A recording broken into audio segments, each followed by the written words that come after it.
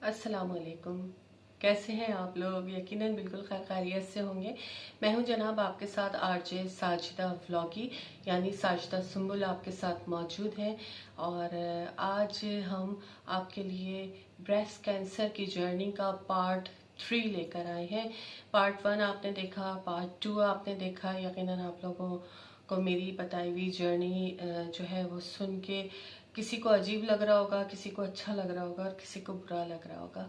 जैसा भी है जनाब, यही कहूँगी कि अगर अच्छा लग रहा है तो लाइक कर दीजिए, शेयर कर दीजिए, सब्सक्राइब कर दीजिए, बेल आइकन को प्रेस कर दीजिए।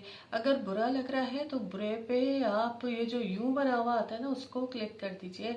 अगर ऐसे वाले को आप क्लिक नहीं करना चाह रहे तो कोई मसला नहीं है। लेकिन ये है कि मेरी आप बीती है और मैं चाहती हूँ कि ब्रेस्ट कैंसर के हवाले से जो ख़वातीन परेशान हैं उनको ये प्रॉब्लम है कि अगर हमारे साथ ये परेशानी आ गई है तो हम आया डॉक्टर को बताएं।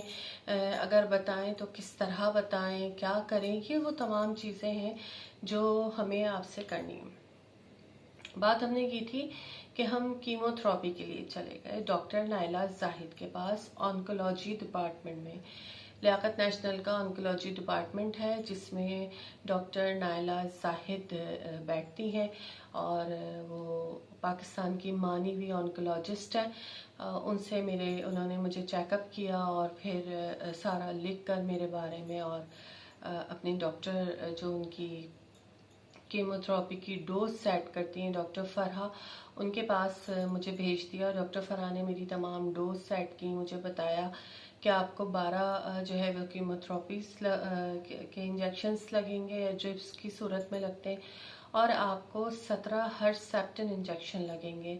और हर्सेप्टिन इंजेक्शन भी कहते हैं कीमो की तरह ही होता है और ये बड़ा बॉडी के लिए फ़ायदेमंद है और ये आपको लगवाना पड़ेगा। अब जब मैंने कीमत पता की, खर्चा पता किया तो एक लम्हे के लिए तो मेरे आसान ख़ता हो गए, क्योंकि 1,30,000 रुपए का इंजेक्शन मिलना, फिर 80,000 या 90,000 या 70,000 आपको कीमोथेरेपी के देना, तो यकमुश्त तकरीबन 2 से सवा 2 लाख की रकम निकालनी, कभी 3 साढ़े 3 लाख भी हो जाते थे। तो बड़ा मुश्किल था, बहुत मुश्किल था। लेकिन अल्लाह ताला ने ये तमाम पीरियड मेरा निकलवाया जो तकरीबन 1.5 साल के अरसे पे मुहित रहा कीमोथेरेपी का, क्योंकि कभी 15 दिन के वक्फे से लगती थी, कभी वो 20 दिन हो जाते थे। और कीमोथेरेपी के दौरान मुझे क्या क्या परेशानियां पेश आई ये मैं आपको ज़रूर बताना चाहूँगी। मेरी रिहाइश जैसा कि आपको पता है कि हैदराबाद सिंध पाकिस्तान की है और यहाँ से कराची का फासला 2 घंटे का है। मोटरवे जब से बना है, जब से 2 घंटे में आप हॉस्पिटल, घर से हॉस्पिटल पहुंच जाते हैं अगर आपके अपनी गाड़ी हो। लेकिन अगर आप लोकल कन्वेंस से जा रहे हैं तो तकरीबन 2.5 घंटे आपको लगते हैं। तो ये 2.5 घंटे का सफ़र मैं हर 15 दिन बाद अकेले तय करती थी।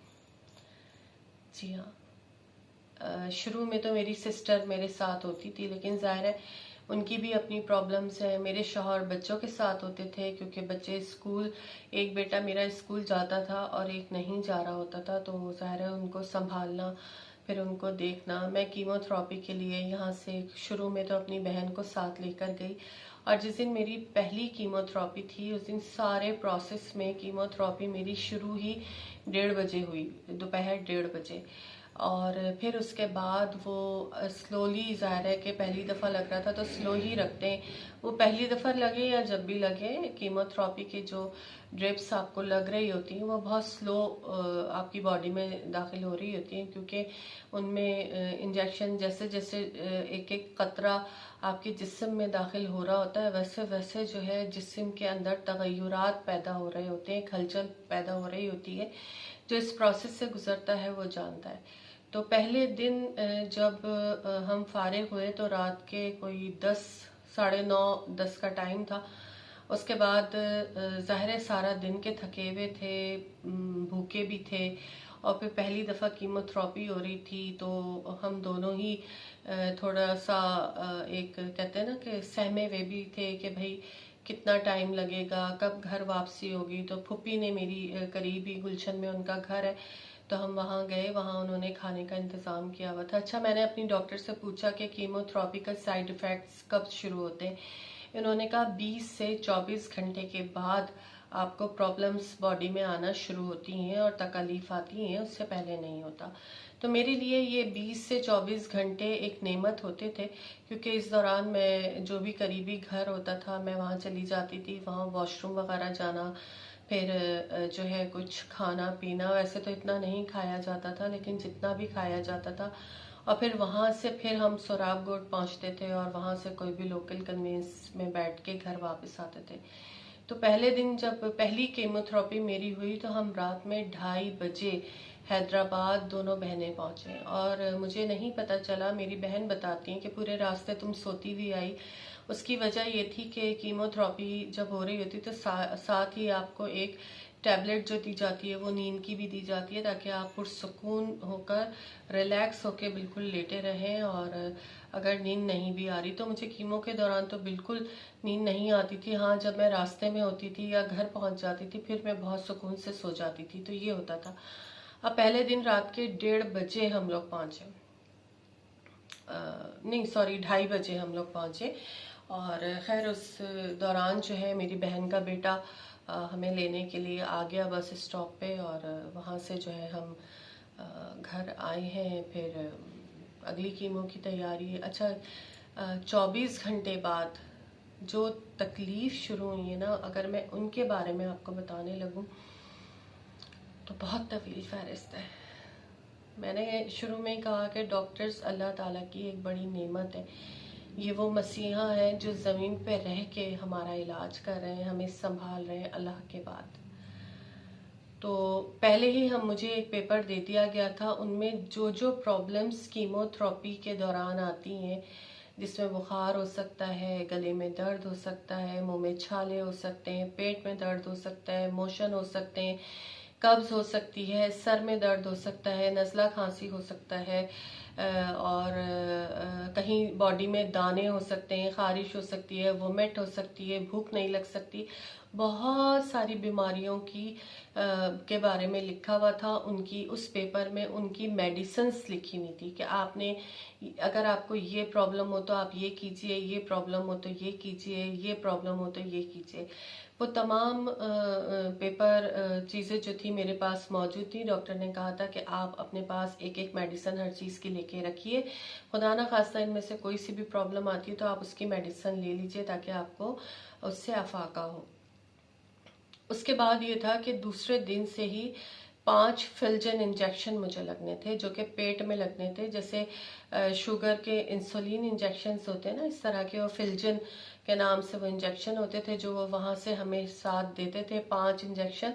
और वो 5 इंजेक्शन बर्फ़ के उसमें होते थे और वो यहाँ ला के हम फ्रिज में रखते थे। और रोज़ एक उन्होंने बताया था कि इतना सीसी लेना, एक सिरिंज भर के, और वो इंजेक्शन में अपने पेट में उस इंजेक्शन को लगाती थी, उस फिल्जन को। वो इंजेक्शन का पेट में लगना होता था, इंसुलिन उनकी सिरिंज होती थी, और उसके बाद प्रॉब्लम्स स्टार्ट होती थी।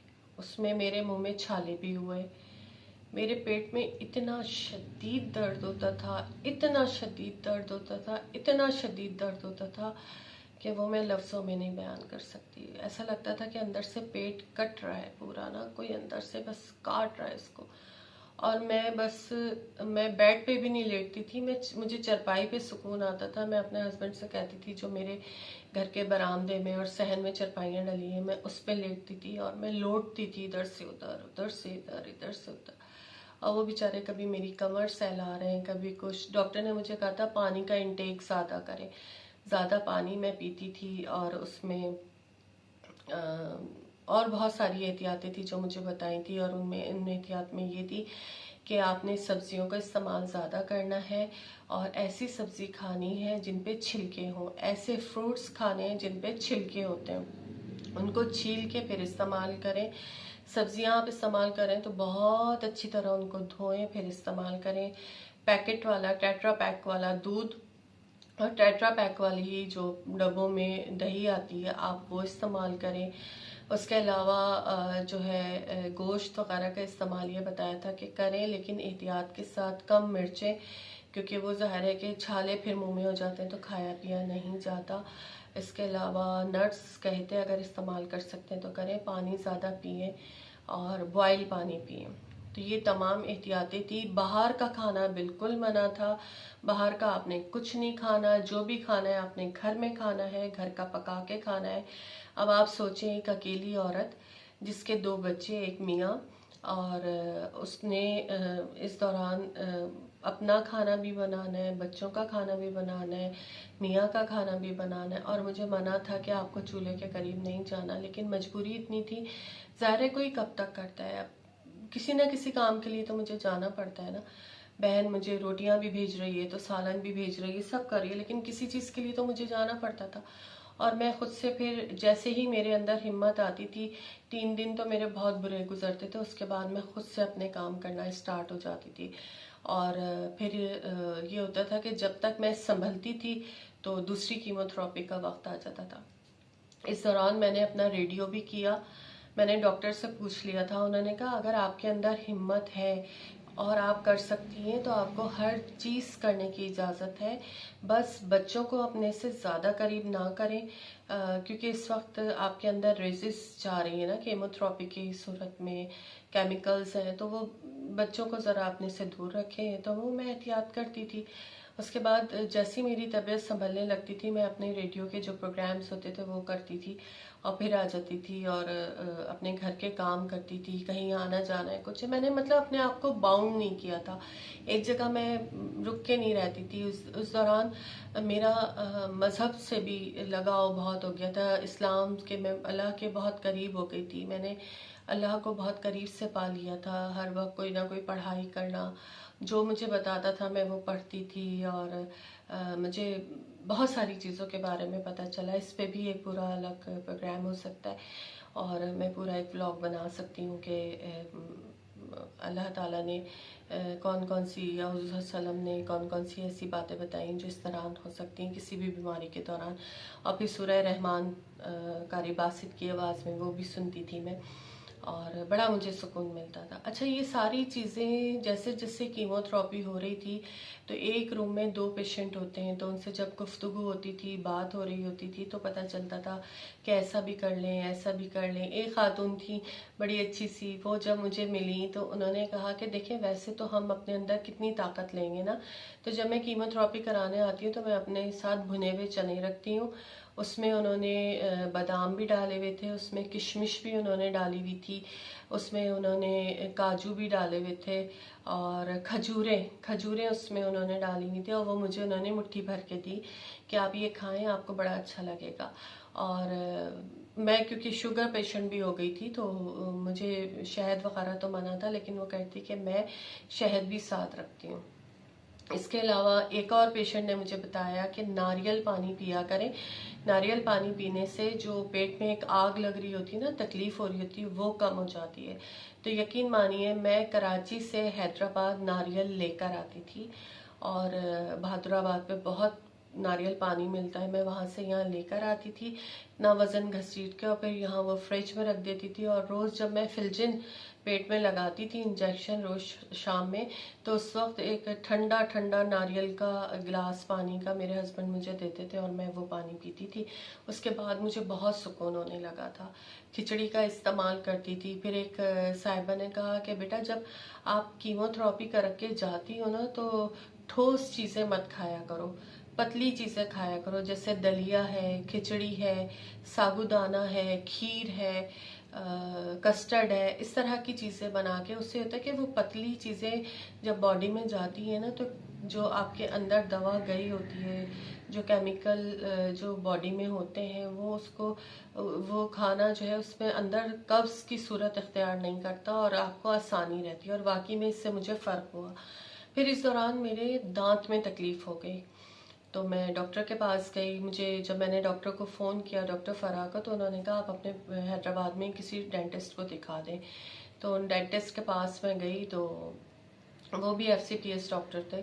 डॉक्टर प्रदीप आई थिंक, तो नहीं डॉक्टर सुनील, उन्होंने मुझे कहा कि आप मेडिसिन वगैरह दी, उसके बाद सही मेरे दर्द हो गया, दांत का दर्द सही होने के बाद जब मैं उनके पास गई तो उन्होंने मुझे कहा कि आप कीमोथेरेपी आपकी हो रही हैं तो आप क्या खाती हैं। तो मैंने कहा डॉक्टर साहब खाया नहीं जाता, मुंह में छाले बहुत हो जाते हैं। तो उन्होंने कहा कि इसका बेहतरीन तरीका ये है कि आप हलीम बना लें, कम मिर्चों का, जितना आप बर्दाश्त कर सकती हैं उतनी मिर्चें डाल के हलीम बना लें। उसमें तमाम दालें आ जाएंगी, चावल आ जाएंगे, गंदुम आ जाएगी, उसमें गोश्त आ जाएगा। अब चाहे आप चिकन का डालें, चाहे उसमें फिश का डालें, चाहे आप मटन डालें, चाहे आप बीफ डालें, ये गोश्त आपकी बॉडी में जाएगा। तो वो इतना ज़बरदस्त नुस्खा था मेरे लिए। मैंने अपनी सिस्टर को बताया, पहले दिन उसने मुझे वो आप हलीम कह लें, उन्हें खिचड़ा कह लें, दलिया कह लें, तो उसने जो है वो मुझे कम मिर्चों का दलिया बना के दिया और वो मैंने बहुत आसानी से निगल लिया, क्योंकि चबाना मुश्किल होता है ना, छाले हो रहे हो। और वो फिर मुझे मज़ा आने लगा उसको खाने में। उन्होंने कहा यखनी आप पिए, उसने मुझे यखनी बनाई कि दी, फिर कहने लगे उस हलीम में वो यखनी डाल लें तो और टेस्ट अच्छा हो जाएगा। अच्छा, मैं शेक या जूसेस नहीं पीती थी। बहुत लोगों ने कहा जूसेस का इस्तेमाल करें, लेकिन मैं जूसेस नहीं लेती थी। मैं फ्रेश फ्रूट चबा के खाने की कोशिश करती थी कि मैं चबा के खाऊं ताकि फाइबर मेरे पेट में जाए। तो मैं वो तमाम चीज़ें लेती थी, दही रोज़ लेती थी। और ये खाने पीने में जितना मेरे हस्बैंड ने मेरा साथ दिया, अल्लाह पाक उनको लंबी सेहतमंद तंदुरुस्त ज़िंदगी दे, तो मैं बड़ी उनकी शुक्रगुजार हूँ। उन्होंने मेरा बड़ा साथ दिया, मुझे चीज़ें काट के देना, मेरे साथ साथ लगे रहना, मैं जो चीज़ मांग रही हूँ मुझे ला के देना, खाने के लिए बार बार कहना, फिर ये कर लें वो कर लें, यहाँ मत करें, इतना काम नहीं करें, छोड़ दें, घर गंदा पड़ा है कोई मसला नहीं है, कुछ नहीं पका रहने दें, मैं डबल रोटी से दूध डबल रोटी ले लूँगा, दही से ले लूँगा, आप परेशान ना हो। और वाकई में मैं कहती हूँ अल्लाह पाक की अगर इतने अच्छे मियाँ मिल जाएं तो बहुत बड़ी नेमत है। अल्लाह पाक इनका साया मेरे सर पे हमेशा सलामत रखे और बहुत शुक्रगुजार हूँ मैं। ये खाने पीने का तरीका होता था, जैसे फ्रूट्स में केले ले लिए, एप्पल का छिलका उतार के दे दिया, तरबूज आ रहा है या खरबूजा आ रहा है या गर्मा है, इस तरह की चीज़ें ले ली। बड़ा दिल चाहता था कि भाई चीकू मुझे बहुत पसंद था, लेकिन वो गर्म होता था तो मैं कम कम खाती थी। ऐसी एहतियातें मैंने बहुत की। ये करना पड़ता है, हर किसी को करना पड़ता है, क्योंकि सही होना है। और फिर जो डॉक्टर ने मेडिसिन बताई भी होती हैं वो भी आपको यूज़ करना होता है। फिर अल्हम्दुलिल्लाह, अल्लाह का शुक्र, मैं जो 5 ईयर्स की जो टैबलेट्स होती हैं वो मैं मुझे नहीं खानी थी। मेरा वो जो टेस्ट है वो नेगेटिव आया था, इस वजह से मुझे बिल्कुल डॉक्टर ने कह दिया था कि आपको 5 ईयर्स की टैबलेट्स नहीं खानी है, आपको इसकी ज़रूरत नहीं है। दूसरा, मेरी जो है वो रेडिएशन नहीं हुई थी, क्योंकि मेरा शुरू का स्टेज में ही पता चल गया था, तो मेरी रेडिएशन भी नहीं हुई थी। ये भी एक बड़ा मुझ पे करम था कि मेरा सिर्फ ऑपरेट हुआ और कीमोथेरेपी हुई। मैंने आपसे कहा कि मैं आपको बताऊंगी कि कीमोथेरेपी के साथ मेरे मसले मसाइल क्या थे। एक मेरा जो सबसे बड़ा मेरी ज़िंदगी का सबसे बड़ा दुख जो इस कीमो के दौरान, इस कैंसर के दौरान मेरे साथ आया, वो मैं आपको बताऊंगी कि मेरी ज़िंदगी का सबसे बड़ा दुख क्या था। इसके लिए आपको पार्ट 3 का इंतज़ार करना पड़ेगा, क्योंकि ये व्लॉग मेरा बड़ा तवील हो गया है, तो पार्ट 3 के लिए आपको इंतज़ार करना पड़ेगा। अगर ये व्लॉग आपको पसंद आ रहा है, मेरी बताई हुई बातों से आपके खुदा न खास्ता कोई घर में ऐसा पेशेंट है वो फ़ायदा हासिल कर सकता है, नहीं तो कोई अड़ोस पड़ोस में, क्योंकि अब ये कहा जा रहा है कि हर 9 में से 1 औरत को ये प्रॉब्लम हो सकती है। तो अगर ऐसा कुछ है तो आप उनको गाइडलाइन दे सकते हैं, मेरी वीडियो उनको दिखा सकते हैं। तो जब आप मेरी वीडियो उनको दिखाएं तो उनसे कहें इसको सब्सक्राइब भी कर दें। आप लोग भी जो जो मुझे देख रहा है इसको सब्सक्राइब कर दीजिए, लाइक कर दीजिए, पूरी वीडियो देखिए, ज़रूर कोई काम की बात होगी जो आपको फ़ायदा दे जाएगी। और मेरे चैनल को सब्सक्राइब करने के बाद बेल आइकन के बटन को ज़रूर दबा दीजिएगा ताकि मेरी तमाम आने वाली वीडियोस आपको मिलती रहें। तब तक के लिए साजिदा सुंबुल को इजाज़त दीजिएगा अपने व्लॉग आरजे साजिदा व्लॉगी से। अल्लाह निगहबान।